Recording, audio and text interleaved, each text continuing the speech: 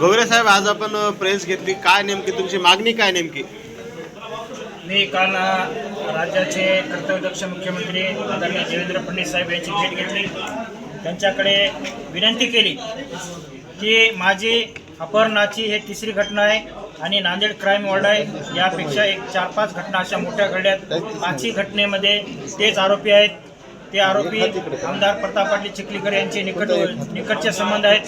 हे सगळे मी पुरावे दिलेत आणि सीएम साहेबांना एवढी विनंती केली की गुन्हेगारी कुठेतरी संपुष्टात आली पाहिजेत. नाहीतर बीडचा जो वाल्मिक कराड आहे तो नांदेडचा वाल्मिक कराड हा प्रताप पाटील चिखलीकर आमदार आमचे हे आहेत. हे मी जाहीरपणे सांगितलं. हे पुरावे दाखवले, फोटो आहेत.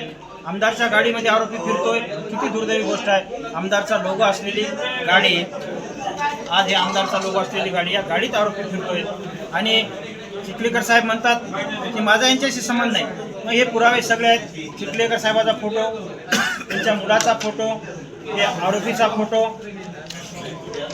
आणि हे पूर्ण गँगस्टारचा फोटो. एवढे पुरावे असल्यास मी कसा फोटो पडणार? तुम्ही बाहेरील अधिकाऱ्यामार्फत चौकशी करा अशी मागणी केली. या जिल्ह्यातल्या पोलिसावर तुमचा विश्वास नाही का? सध्या नांदेडमध्ये निवडणुका चालू आहेत. याच्यात या घटनेत राजकारण नको, हा माझा वैयक्तिक विनंती आहे. आणि निपक्षपाती चौकशी झाली पाहिजे. कारण 3 अपहरण झाले.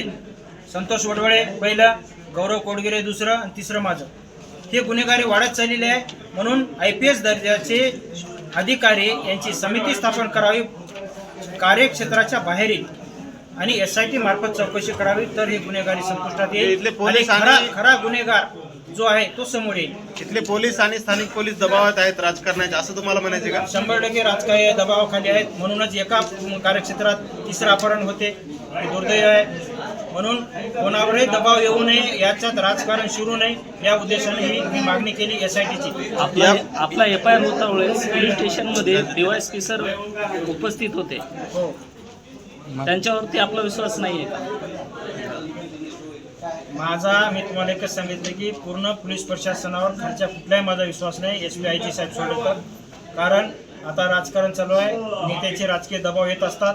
याच्या पाठीमागचा कोण मुख्य सूत्रधार आहे मी जाहीर सांगितलेला आहे. माझ्याकडे पुरावे आहेत. त्यामुळं इथं राजकारण नको, निपक्षपाती चौकशी व्हावी. यापुढे तरी अशा अपहरण घटना घडू नये. आणि माझी विनंती आहे अंजलीताई दमाने यांना, तुम्ही बीडकडेच लक्ष देता. नांदेडकडे बघा ना, किती गुन्हेगारी चालू आहे. तिसरं अपहरण आहे. आदरणीय मनोजदादा जरांगे पाटलांना माझी विनंती आहे, मी त्यांना आम्ही मानतो, त्यांनी सुद्धा मराठा समाजाचा माणूस आहे म्हणून पाठीशी घालू नये. कोणी गुन्हेगार असो, गुन्हेगाराला माफी करू नये. त्यांनी सुद्धा या घटनेकडे, नांदेडकडे लक्ष देण्याची गरज आहे. प्रश्न एक, याच्यामध्ये तुमच्या पक्षाकडून तुम्हाला या प्रकरणात मदत झाली, काय झालं नेमकं? काय पक्षाकडून मला सहकार्य झालंय. वरिष्ठांनी सखोल चौकशी करण्याच्या सूचना केलेल्या आहेत. मी हॉस्पिटलमध्ये होतो, माझे दोन्ही मोबाईल बंद होते. मला वरिष्ठांनी खूप कॉन्टॅक्ट करण्याचा प्रयत्न केला आणि काही लोकांनी येऊन सांगितलं सुद्धा. आणि लगेच चौकशीचे त्यांनी सूचना केलेल्या आहेत. निपक्षपाती चौकशी होईल. प्रकरण मिटून घेण्यासंदर्भात पक्षाकडून काय बोलले आहेत त्याला का?